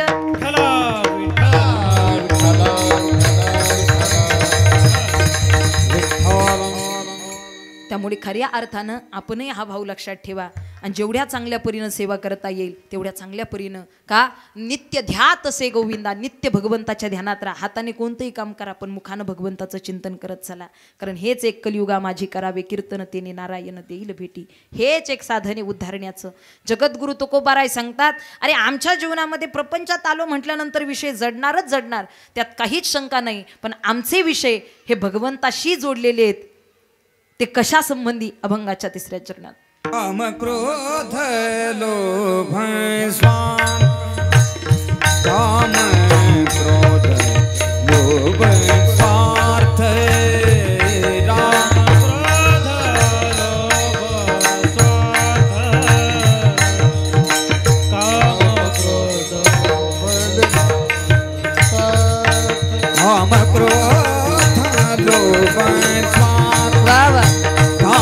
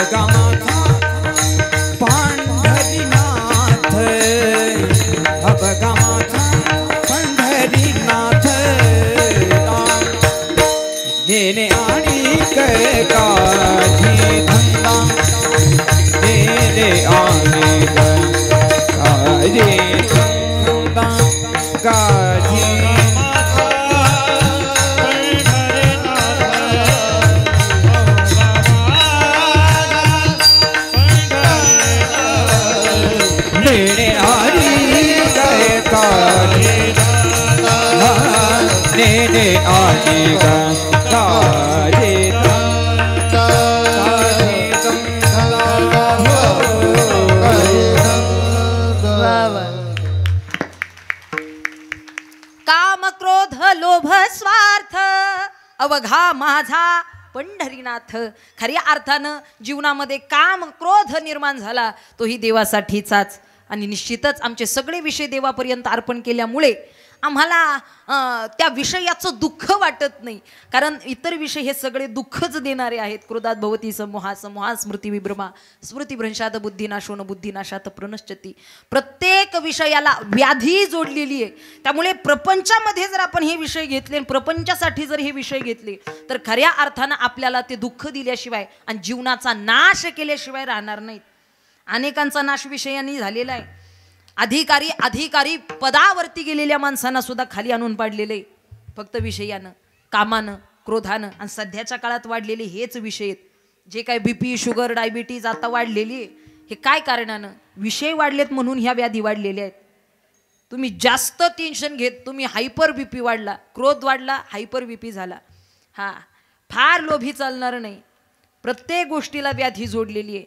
अनेकांचा नाश व्याधीनं केलेला आहे. अगदी रावणासारखा महान तपस्वी, कारण रावणासारखी भगवान शंकरांची भक्ती कोणी केली?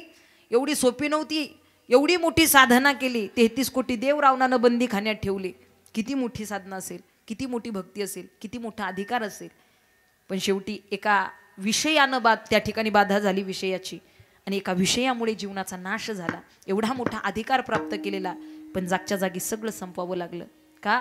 सोपं नव्हतं. भगवान शंकराचे भक्त, भगवान शंकराचं तांडव स्तोत्र रावणाली लिहावं. पंडित होते पंडित रावण. जटाटवी गलज्जल प्रवाह पावितस्थले गले वलंब्य लंबिता भुजंग तुंग मालिका डमड्ड मड्ड मड्ड मन्निनाद मड्ड मर्मय चकार चंड तांडवं तनोतु न शिवम जटाकटाह संभ्रमं प्रलिंप लिंप निर्झरी विलोल बीची बल्लरी विराजमान मूर्धनि दगद दगद दगद जलल्लाट पट्ट पावके किशोर चंद्रशेखरे रति प्रतिक्षणम मम.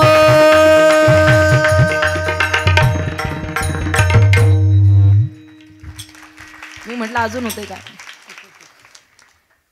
शब्द सोपे नाहीत. रावणानं तांडव स्तोत्र लिहावं एवढा मोठा अधिकार होता रावणाचा. भगवंतानं स्वतःचा आत्मलिंग रावणाला द्यावं एवढा मोठा अधिकार होता रावणाचा. पण काय झालं? काय झालं? शेवटी नाश झाला. सांगण्याचं तात्पर्य विषय दुःख देणारे आहेत पण ते विषय जेव्हा आपण भगवंताच्या चरणांवरती अर्पण करतो. उभा प्रपंच संत सांगतात आम्ही तुका म्हणे घालू तयावरी भारण वाहू हा संसार देवा पायी. सर्व संसारच त्याच्या पायावरती अर्पण केले. हे विषयी त्याच्या पायावरतीच आम्ही अर्पण केलेले आहेत. हे विषय त्याच्यासाठी जोडलेले आहेत. त्यामुळे इतर त्या विषयाचे आम्हाला दुःख किंबहुना आम्हाला त्याबद्दलची कधी बाधा होत नाही. निश्चितच आम्हाला आनंद प्राप्त होतो. कारण तो पांडुरंग परमात्मा अवघा माझा पंढरीनाथ. सर्वस्व आमचं पंढरीनाथ आहे. सर्वस्व आमचा पांडुरंग परमात्मा आहे. अशा स्वरूपाचा भाव जगद्गुरु तुकोबाराय मांडतात. आपल्या जीवनामध्ये परमार्थ करत असताना आली या संसारा उठा वेगू करा शरण जाऊ दारा. जा पंढरपूरला जा, पांडुरंगाचं दर्शन घ्या. काही माणसं म्हणतात ताई आम्हाला जमणार नाही, आम्ही फार बिजी माणसं आहोत, आम्हाला जमत नाही. आपल्या जवळच्या तीर्थक्षेत्रावरती जा, तीर्थक्षेत्राचं दर्शन घ्या. काही माणसं म्हणतात अहो एवढे बिझी आहे की तीर्थक्षेत्रावरती सुद्धा जायला वेळ नाही. बरं ठीक आहे, गावातल्या मंदिरात ग्रामदैवतेची सेवा करा. गावातल्या मंदिरात ग्रामदैवतेची सेवा करा. नाही होत ताई तेवढा सुद्धा वेळ. ठीक आहे, घरातल्या देव्हाऱ्यातल्या देवाची पूजा करा. घरातल्या देव्हाऱ्यातल्या देवाची पूजा करा. काही माणसं म्हणतात अहो एवढाही वेळ नाही की देव्हाऱ्यातल्या देवाची सुद्धा नीटनाटकी पूजा करू शकेल. नाही वेळ मिळत आम्हाला. ठीक आहे, नका पंढरपूरला जाऊ, नका तीर्थाटनाला जाऊ, नका तुम्ही गावातल्या देवाच्या दर्शनाला जाऊ, नका तुम्ही देव्हाऱ्यातल्या देवाची पाया पडू. पण किमान घरात बसलेल्या एका कोपऱ्यात बसलेल्या म्हाताऱ्या आई बापाच्या चरणांना जरी स्पर्श केला तरी जगातल्या सगळ्या तीर्थाचं पुण्य प्राप्त आहे. ज्ञानोबराय सांगतात सकल तीर्थाची धुरेंजी एका माता पितरे तया सेवी सिकीर शरीरे लोन कीजे. फार सामान्य गोष्ट आहे पण फार मोठा त्या ठिकाणी बोध त्याच्या माध्यमातून आहे. कारण सध्या आज प्रत्येक जण अख्खं महाराष्ट्र फिरून येतोय, जगभर फिरून येतोय, सगळ्या तीर्थांना जाऊन येतोय. पण घरी जे मेन तीर्थ आहे त्या तीर्थाच्या दर्शनाची आपल्याला काहीच वाटत नाही. त्या तीर्थाचं दर्शन घ्यायचं राहतं, आई बापाचे दर्शन घ्यायचं राहतं. सगळ्या तीर्थाचं पुण्य मिळेल का? आई वडिलांच्या चरणांवरती नतमस्तक झाला नाही तर बाकीच्या तीर्थाचं पुण्य मिळेल का? त्यामुळे पहिलं त्या तीर्थाचं दर्शन घ्यायला चुकू नका. आयुष्य संत माणसाचं आणि शेवटच्या क्षणाला म्हातारे आईबापाची जाणीव होते. शेवटच्या क्षणाला जोपर्यंत पंख फुटत नाही तोपर्यंत आपल्या घरट्याला धरून राहणारं पाखरू पंख फुटल्यानंतर मात्र आईबापाचा विचार न करता उडून जातात. नोकरी व्यवसायाच्या निमित्तानं बाहेरगावी जाऊन राहतात. पण गावी आईबाप आहेत आणि खऱ्या अर्थानं त्यांचं मन आपल्याला जपता आलं पाहिजे, त्यांची सेवा आपल्याला करता आली पाहिजे, हा भाव प्रत्येकाला ठेवता आला पाहिजे, ही भक्ती प्रत्येकाच्या जीवनात झाली पाहिजे, हा परमार्थ प्रत्येकाच्या जीवनात झाला पाहिजे. एका जंगलामध्ये एक झाड होतं आणि त्या झाडावरती चिमणी राहायची. चिमणी आणि तिचं पिल्लू, चिमणीचं बाळ होतं. उडता येत नव्हतं त्या चिमणीच्या लेकराला.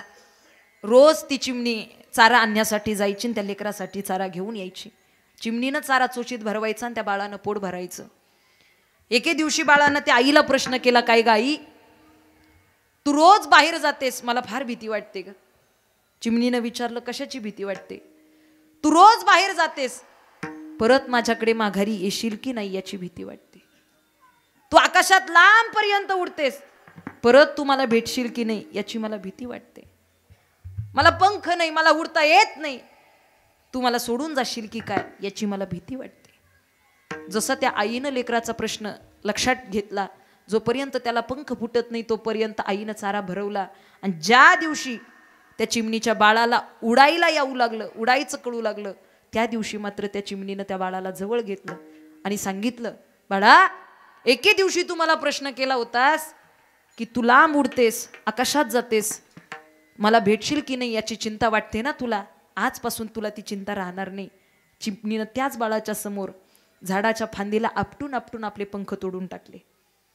त्याच दिवशी, ज्या दिवशी बाळाला उडायचं कळालं, त्याच दिवशी चिमणीनं आपले पंख छाटून टाकले आणि त्या बाळाला विश्वास पटवून दिला, आता तुझ्यापासून मी कुठेच लांब जाणार, आता तुझ्यापासून मी कुठेच, मला पंख राहिले नाहीत, आता मी जाईल तरी कुठे, आता तुझ्यापासून मी कुठेच लांब जाणार नाही. आता तर तुझा विश्वास पटला ना. बाळ हसू लागलं. आणि काही दिवसांनी त्या जंगलाला आग लागली, वणवा लागला आणि त्या आगीमध्ये त्या चिमणीचंही घरटं जळू लागलं. ज्या घरट्यामध्ये पंख छाटलेली बिना पंखाची ती चिमणी राहत होती, ते बाळ होतं, पण आता बाळाला उडता येत होतं. जसं आग पाहिली, जसा वणवा पाहिला, तसं बाळानं आपल्या पंखामध्ये हवेचं बळ भरलं आणि लांब आकाशामध्ये झेप घेतली. लांब आकाशात उडून गेलं. पाठीमागून चिमणीचे डोळे भरून आले. पाठीमागून चिमणी पाहत होती, पण एकदाही बाळानं पाठीमागं पाहिलं नाही. अख्खं वनवा, अख्खं जंगल पेटलं, राख झाली जंगलाची. आणि काही दिवसांनंतर ते बाळ पुन्हा त्या जंगलाच्या दिशेनं आलं आणि त्या राख झालेल्या जंगलामध्ये आपलं घरटं कुठे आहे, आपली आई कुठे आहे ते शोधू लागलं. त्यावेळी जिथे त्याचं घरटं होतं त्या ठिकाणी तो गेला आणि जेव्हा त्यानं पाहिलं तेव्हा राखेमध्ये त्याला त्याच्या आईचा त्या ठिकाणी जळलेलं शरीर दिसलं. आणि त्याच झाडाच्या एका फांदीवरती आपल्या चोचीनं तिनं कोरून ठेवलं होतं. बाळा, लांबपर्यंत गेलास, तू एकटा उडून गेलास याचं दुःख नाही मला. अरे तुला पंख आले, तुला उडता येतं, आता तू तुझा उडू शकतोस याचं दुःख नाही मला की तू मला सोडून गेलास. दादा, तू मला सोडून गेलास याचं दुःख नाही, मी जळून मेले याचं दुःख नाही. ए दादा, पण एका शब्दानं जरी तू मागं फिरून पाहिलं असतं तरी समाधान वाटलं असतं रे मला. आयुष्यभर तुझ्यासाठी जगले, तुझ्यासाठी रे पंख छाटले, तुझ्यासाठी स्वतःचं समर्पण दिलं, तुझा विश्वास बसावा म्हणून मी पंख छाटले. आणि एकदा शब्दानं सुद्धा तू माझ्याकडे वळून पाहिलं नाहीस. मी मेले याचं वाईट नाही, पण तू एकदाही मागं फिरून पाहिलं नाही याचं वाईट वाटतं. माझी विनंती असेल, आईबाप गेल्यानंतर ढसढसा रडतात माणसं. एका दशक्रियेला गेलो, मुलं सुना रडायला लागली मोठमोठ्यानं. म्हटलं कशाला रडता? ताई, आई गेली आमची, आई. म्हटलं शेवटी कधी ना कधी तरी जाणारच, जन्म जया मृत्यू तया, कधी ना कधी तरी जाणार, नका रडू. हो ताई, असं काय म्हणता, आई गेली आमची. म्हटलं कधी ना कधी तरी जाणार, रडू नका, झालं गेलं आता विसरून जा. पोरगा पुढे आला आणि पोरानं उत्तर दिलं, ताई आई गेली याचं दुःख आहेच, पण त्याच्याही पेक्षा जास्त ती होती तोपर्यंत तिच्याशी कधीच नीट वागलो नाही याचं दुःख जास्त आहे. नाही कधी नीट बोलू शकलो, नाही कधी तिच्याशी नीट वागू शकलो. जेवणासाठी वाट पाहिजे हो माझी, रात्री 10-10, 12-12 वाजेपर्यंत वाट पाहिजे. पण ऑफिसवरून घरी आलो ना, ओरडल्याशिवाय झोपायचो नाही हो मी. तिच्यावरती ओरडायचो. जेवलास का, झोपलास का, फोन करायची मला. दिवसाचे 10 वेळा फोन करायची. जेवलास का, झोपलास का, बरा आहेस का. लहान आहे का मी सारखं जेवलास का झोपलास का विचारायला. वैताग यायचा, फोनच उचलायचो नाही आईचा. म्हटलं मग आता तर बरं असेल, आई राहिली नाही, कटकट नाही, फोन नाही. धाड दिशी हृदयाचा हुंदका फुटला. डोळे भरून आले पोराचे. आणि पोरानं उत्तर दिलं, ताई आज मला कळतंय मोबाईलमध्ये हजारो नंबर सेव्ह आहेत, पण त्या हजारो नंबर मध्ये एकही फोन मी वेळेवरती जेवलोय का किंवा मी बरा आहे का हे विचारण्यासाठी नाही येत. स्वार्थासाठी येतात, पण माझी वैयक्तिक आईच्या अंतकरणानं कोणी विचारपूस नाही करत. आज कळतं व मला तिचं मातृत्व. ती गेली, पण खऱ्या अर्थानं फार मोठा बोध आम्हाला देऊन गेली. उडाली पक्षिणी गेली अंतराळी. आजही तिचं चित्त, आजही तिचं मन आमच्या जवळ ठेवून गेली. उडाली पक्षिणी गेली अंतराळी. चित्त बाळा जवळी ठेवोनिया. चित्त बाळा जवळी ठेवोनिया. उडाली पक्षिणी गेली अंतराळी. उडाली पक्षिणी गेली अंतराळी. आज मात्र ती दिसत नाही आम्हाला, पण आठवण आल्याशिवाय राहत नाही. डोळे भरून येतात आमचे. गेल्यानंतर आपल्याला तिचा पश्चाताप होण्यापेक्षा आहे तोपर्यंत त्यांच्या सेवेतून एवढा आनंद उपभोगून घ्या. खऱ्या अर्थानं पांडुरंगाचं दर्शन घेतल्याचा आनंद त्या आईबापाच्या दर्शनात आहे. फक्त तुम्हाला त्यांचं चांगल्या अंतकरणानं दर्शन घेता आलं पाहिजे. विठ्ठल विठ्ठल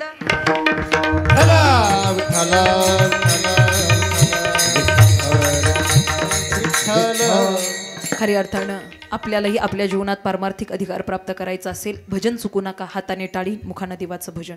विठोबा रखुमाई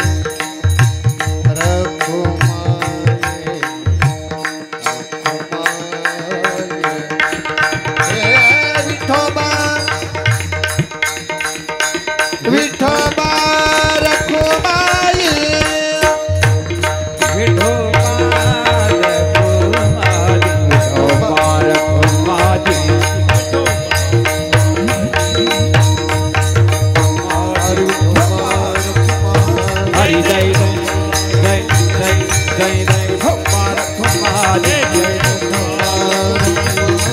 पर कुमारी हरि जय जय विठोबाण कुमारी हरि जय जय जय जय जय बोला पुंडलिक वरदे हरी विठ्ठल श्री ज्ञानदेव तुकाराम पंढरीनाथ भगवान की जय मौली ज्ञानेश्वर महाराज की जय जगद्गुरु तुकाराम महाराज की जय संत सोपान काका महाराज हर हर महादेव छत्रपति शिवाजी महाराज की धर्मवीर संभाजी महाराज की जैनेश्वर भगवान की बजरंग बली की बोलो रे भाई सब संतन की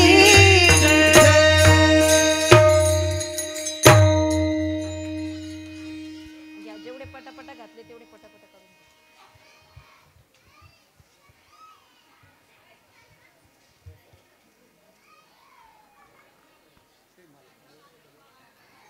काही नाही 10 मिनिटं अजून कीर्तन संपेपर्यंत ठेवायला काही हरकत नव्हती पण एखादा हार जरी अजून पडला असता तरी मलाच ज्ञानेश्वर माऊली घ्यावंच लागलं असतं पण हे ओझं नाही बरं का हे ओझं नाही म्हणत मी हे माझ्यावरचं पण नाही हे संत विचारांवरचं असणारं तुमचं प्रेम आहे आणि खरंच फार चांगली सेवा तुम्ही सगळेजण करताय मनापासून या ठिकाणी धन्यवाद अधिकच न बोलता चांगल्या वेळेला आणि चांगल्या काळाला आपण जन्माला आलोय चांगल्या वेळेत आणि चांगल्या काळात भजन घडते त्यामुळे अजिबात कोणत्या गोष्टीची टाळाटाळ न करता मनापासून माणसानं परमार्थाला लागलं पाहिजे बाकीचं जग कुणी काही सांगेल काय ते कीर्तन काय ते भजन काय तो परमार्थ अजिबात नाही तमोगुणी माणसं आहेत जी मागं ओढणारी आहेत पण सत्वगुण आपला वाढवता आला पाहिजे आणि चांगल्या परीनं कारण इथून पुढचा काळ तर इतका विचित्र राहणार आहे इतका विचित्र राहणार आहे नाथ महाराज आपल्या भारुडात सांगतात आदिशक्तीची वाणी आणि कलियुगाचं वर्णन करतात निर्गुण निराकार दादा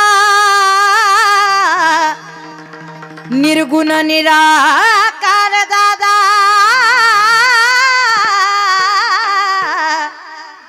निर्गुण निराकार दादा माहुर माझं गाव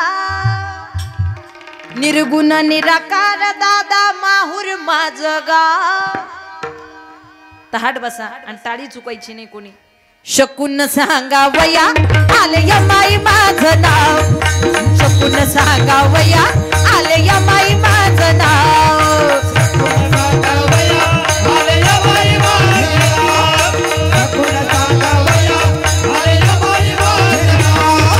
निर्गुण निराकार दादा माहुर माझं गाव निर्गुण निराकार दादा माहुर माझं गाव शकून शकून शकून सांगावया आले या माई माझं नाव शकून सांगावया आले या माई माझं नाव सारी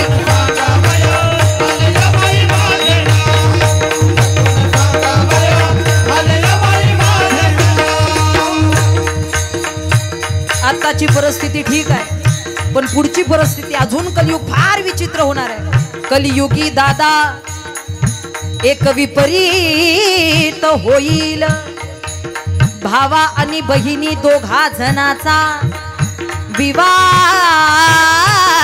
लागेल 5 वर्षाची बाला भ्रतार मागेन 6 वर्षाची नारी गर्भीन राहीन ऐका ऐका दादा या कलियुगाची थोरी त्यामुळे मिळालेला वेळ आणि मिळालेला काळ वाया घालवता कामा नये फार चांगली वेळ आणि फार चांगला काळ मिळाला आपल्याला त्याचं सार्थक करता आलं पाहिजे निर्गुण निराकार दादा माहुर माझं गाव निर्गुण निराकार दादा माहुर माझं गाव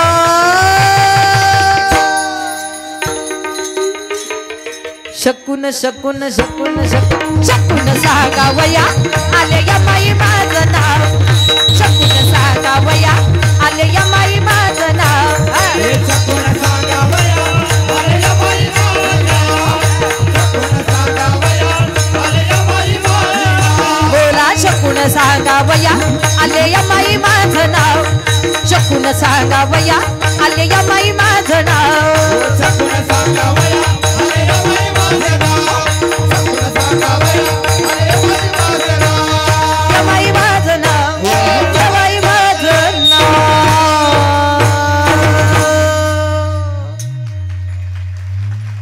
खऱ्या अर्थाने सार्थक करा ह्या वेळेचं ह्या काळाचं. येवोनी संसारी मी तो एक जाणे हारी नेणे अनेक काही धंदा नित्य ध्यातसे गोविंदा.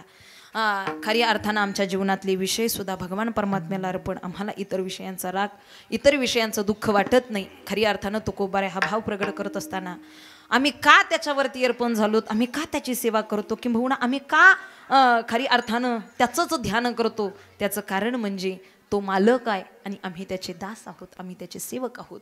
जगद्गुरु तुकोबाराय सांगतात अभंगाच्या शेवटच्या चरणात. तुका म्हणे का तुका म्हणे का तुका म्हणे का तुका म्हणे का तुका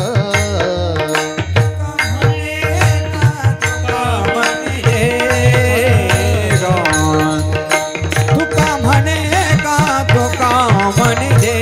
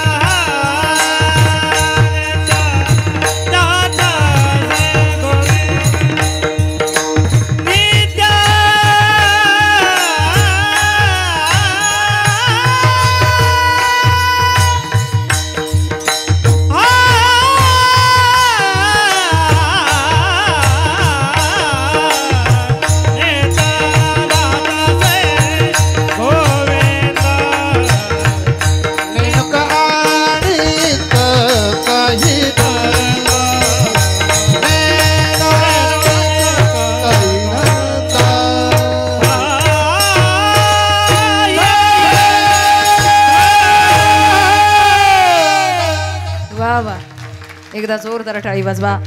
गोड अशी गायनाची साथ, उत्कृष्ट अशी गायनाची साथ आदरणीय फार सुंदर अशी ज्यांची साथ प्राप्त झालीत आदरणीय हरिभक्तीपरायण सागर महाराज यांच्यासाठी एकदा जोरदार टाळी वाजवा. त्याचबरोबर आदरणीय बुधवंत महाराज यांच्यासाठी एकदा जोरदार टाळी वाजवा. गोड अशी गायनाची उत्कृष्ट साथ प्राप्त केलीत. त्याचबरोबर आदरणीय हरिभक्ती परायण आमचे बंधुस्थानी असणारे शुभम महाराज यांच्यासाठी एकदा जोरदार टाळी वाजवा. गोड अशी सुंदर अशी सुरांची साथ या ठिकाणी प्राप्त केलीत, मनापासून धन्यवाद. त्याचबरोबर या ठिकाणी मृदुंगाची उत्कृष्ट अशी साथ ज्यांची प्राप्त झाली आणि खरंच दोन्ही मृदुंग मेहरूच असे म्हणावेत. आदरणीय हर्षलजी महाराज ताजने यांच्यासाठी एकदा जोरदार टाळी वाजवा. गोड अशी या ठिकाणी मृदुंगाची साथ आमच्या बंधुस्थानी असणारे हर्षल महाराज यांनी प्राप्त केलीत. त्याचबरोबर या ठिकाणी आदरणीय तबल्याची उत्कृष्ट अशी साथ या ठिकाणी ज्यांची प्राप्त झालीत आदरणीय हरिभक्तीपरायण संकेत महाराज आरोटे यांच्यासाठी एकदा जोरदार टाळी वाजवा. फार गोड अशी दादा या ठिकाणी तबल्याची साथ प्राप्त केलीत आणि खरंच आनंद वाटतो. या सगळ्यांचा फार सुंदर असा इथपर्यंत ताल आणि सुराचा संगम जुळला म्हणून एवढी गोड अशी सेवा इथपर्यंत आपल्याला प्राप्त झालीत. त्याचबरोबर आजच्या सेवेचे सौजन्य ज्यांचं आहे राजमुद्रा ग्रुप प्रथमेश दादा असतील, ऋषिकेश दादा असतील, आशुतोष दादा असतील यांच्यासाठी एकदा जोरदार टाळी वाजवा. त्याचबरोबर या ठिकाणी संत भोजन सर्व हासे परिवार यांच्यासाठी एकदा जोरदार टाळी वाजवा.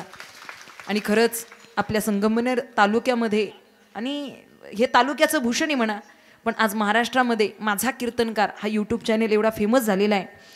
आणि फेमस झाला त्याचं कारण म्हणजे खऱ्या अर्थानं त्यांची फार मोठी जिद्द आहे आणि इतकी कामामध्ये खऱ्या अर्थानं त्यांनी स्वतःला झुकून घेतलं आहे आणि फार चांगली एडिटिंग आहे.